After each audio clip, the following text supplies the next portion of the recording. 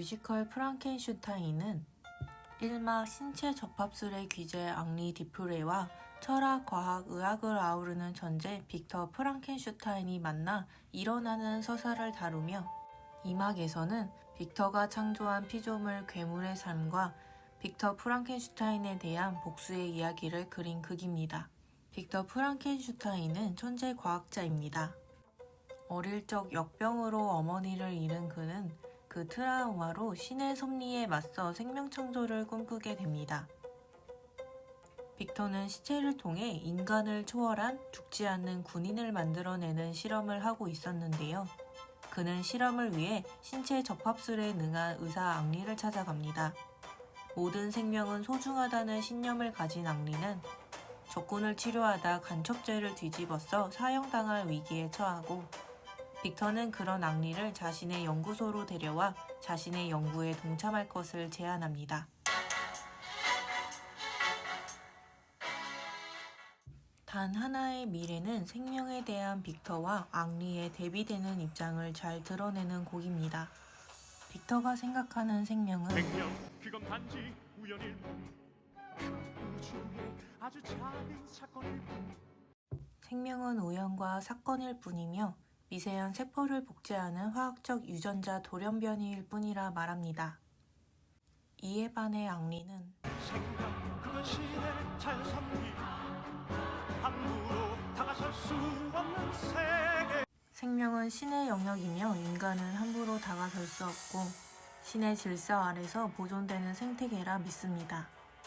너무나 극명히 대비되어 도저히 좁혀지지 않을 것 같았던 이 둘의 가치관 차이는 진화가 끝난 인류의 선택이 무엇이었는지 직시하고 과학으로 현실을 바꾸자는 빅터의 확고한 신념이 앙리가 빅터와 함께 생명 창조에 대한 꿈을 꾸게 만듭니다.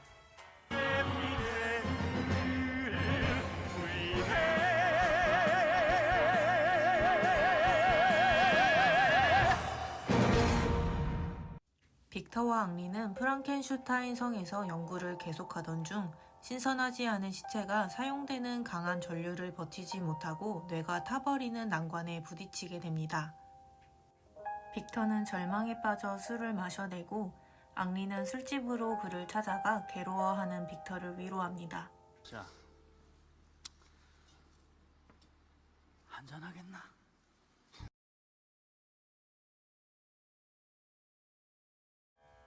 한 잔의 술에 인생을 담아 넘버는 앙리가 빅터에게 친구로서 건네는 위로의 노래이자 자신은 부모도 형제도 없지만 친구가 있다며 처음으로 자신의 속 이야기를 내비추는 장면입니다.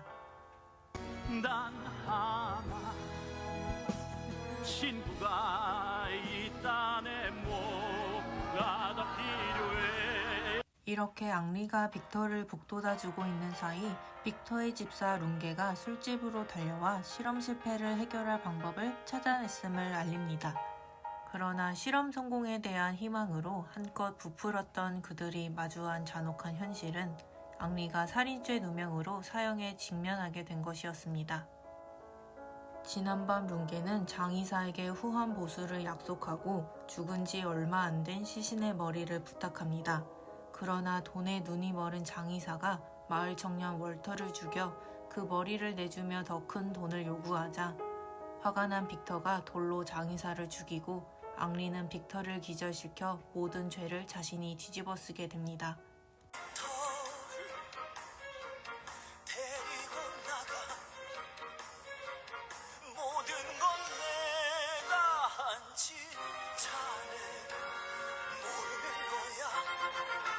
앙리가 누명을 쓰고 재판정에 섰을 때 빅터는 침묵하고 있었고 그런 그를 보며 누나 엘렌은 앙리의 머리가 필요한 것이냐며 침묵하는 빅터의 머릿속에 뭐가 들은지 이제는 무섭다고 말합니다.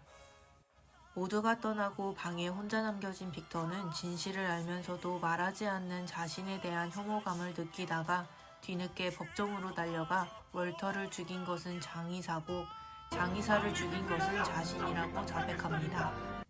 그러나 재판장에서 빅터의 증언은 기각되고 앙리는 사형을 선고받게 됩니다.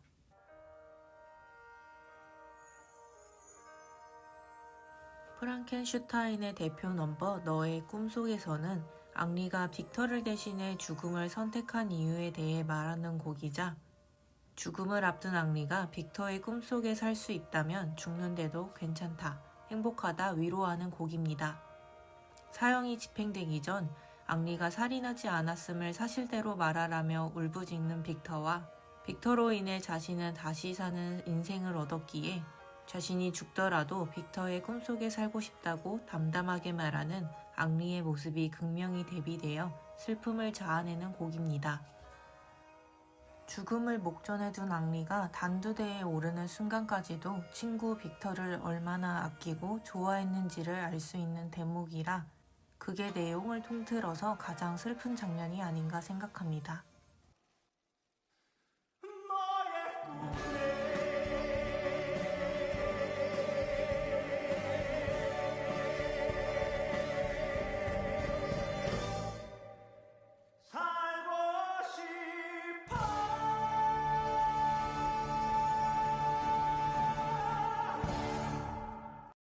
단두대에서 앙리가 처형당한 후 빅터는 앙리를 부활시키겠다는 일념으로 앙리의 머리를 실험실로 가져와 생명을 창조해냅니다.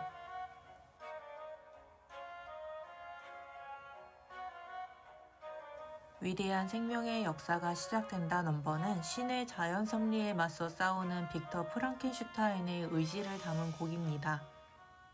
너의 친구 주간병원 모니 눈을 펴라 일어나라 깨어나. 생명 창조를 성공했다는 기쁨도 잠시 빅터가 창조한 괴물은 룽게를 죽게 하고, 빅터는 또다시 저주가 시작됐음에 좌절하며 피조물을 죽이려 하지만 피조물은 실험실을 빠져나와 도망칩니다. 3년 후 빅터 앞에 나타난 괴물은 그에게 자신을 창조해놓고 죽이려 했던 것을 비난하며 왜 돌아왔는지 묻는 빅터에게 자신이 지난 3년간 살아온 이야기를 들려줍니다. 빅터에게서 도망친 후 숲속을 헤매던 괴물은 배고픔을 이기지 못하고 격투장 여주인 에바의 개를 잡아먹고, 격투장 사람들에게 쫓기던 중 격투장의 하녀 까뜨린느를 곰으로부터 구해줍니다. 에바는 그런 괴물의 모습을 보며 돈이 되겠다 여겨 격투장으로 끌고 갑니다.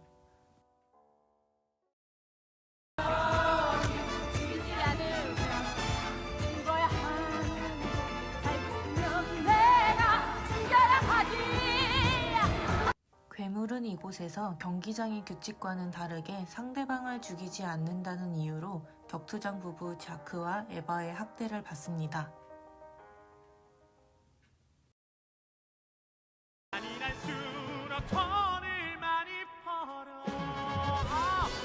괴물은 자크를 통해 자신이 창조주의 가장 친한 친구 머리를 따다 만든 생명체임을 알게 됩니다.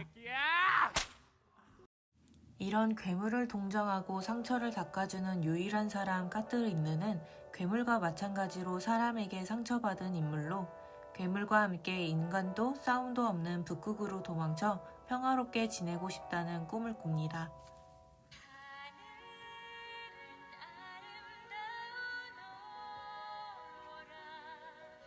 그러나 둘의 꿈은 자크와 에바에게 발각되고, 학대에 지쳐 자유를 갈망하던 까뜨린느는 격투장 채권자 페르난도의 유혹에 넘어가 괴물을 배신합니다.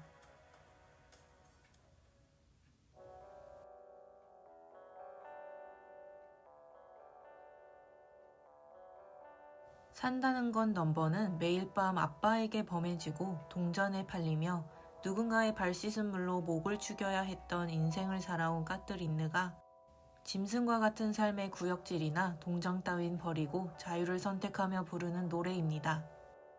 그녀는 짐승이 양심이 어딨고 동정을 가져서 무얼 하냐고 하지만 가책을 느끼는 모습과 처절한 삶의 의지에서 누가 그녀를 비난할 수 있겠나 싶어 절로 숙연해지는 넘버입니다.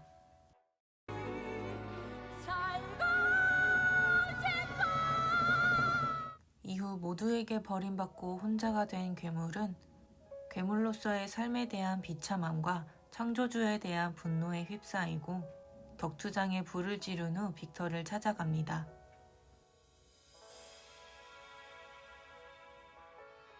난 괴물 넘버는 창조주에게 버림받은 채 외로운 삶을 살아간 괴물의 슬픔을 노래하는 곡으로 창조주에 대한 원망과 분노로 인해 복수를 결심하게 되는 곡입니다.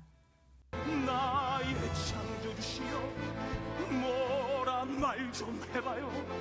왜 난 모두에게 괴물이라 불려야 하나. 내게도 심장이 뛰는데 이 슬픔을 참을 수 있는가. 자신의 이야기를 들려준 괴물은 빅터에게 복수를 선언한 뒤 사라지고 그 복수의 시작으로 빅터의 누나를 슈테판 시장을 죽인 살인범 누명을 쓰게 해 교수형에 처하게 합니다.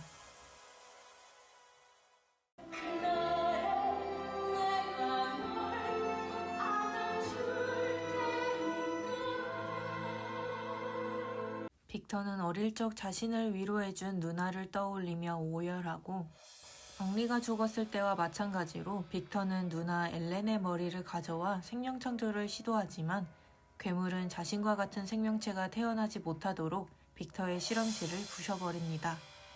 절망에 빠진 빅터를 보며 괴물은 아직 복수가 끝나지 않았음을 말하고 창문 밖으로 사라집니다.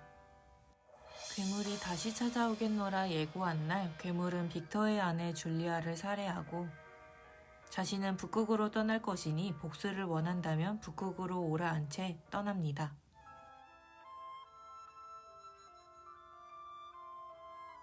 이때 빅터가 부르는 후회 넘버는 운명에 맞서 싸우려 했지만 이로 인해 자신을 아껴줄 사람이 아무도 없게 된 현실에 지난 날을 돌아보며 후회를 곱씹는 넘버입니다.